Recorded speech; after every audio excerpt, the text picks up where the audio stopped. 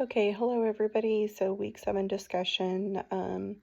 One area that I think climate change and resource use intersects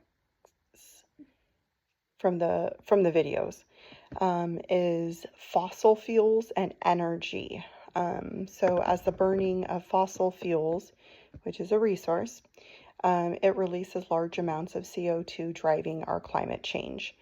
I think that the video highlights how transitioning to renewable energy sources like solar and wind can reduce emissions, and how agricultural practices such as no-till farming can also sequester carbon from the atmosphere, helping to draw down the CO2 and protect our vital resources.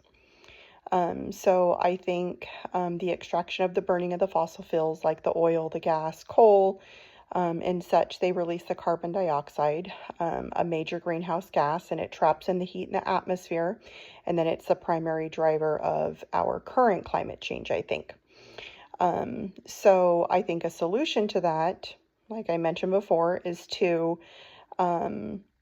reduce or eliminate them, which means that we're going to have to transition out of our current practices, and then we're going to have to transition into renewable energy systems and sources. So I think that's going to be a pretty big task, because we need to include industries like agricultural and transportation.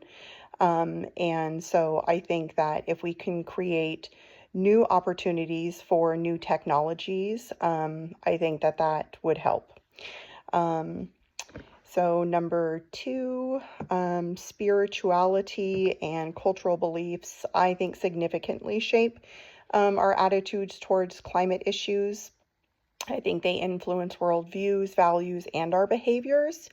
I think beliefs that view nature as sacred or that emphasize stewardship can foster pro-environmental actions, while ideologies of human dominance or beliefs in a short-lived world can hinder environmental concerns.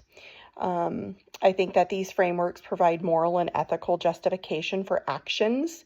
I think that they motivate community involvement, and I think that they can either support or conflict with scientific consensus on climate change and sustainability.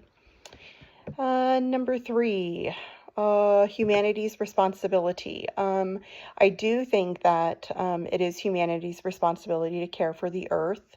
I think that we need to protect it, serve and restore the environment, both for our own survival and for our future generations, as well as for the well-being of the planet. I think that this duty can help mitigate the negative impacts on human activities like pollution and habitat destruction, which triggers climate change, and it harms our biodiversity.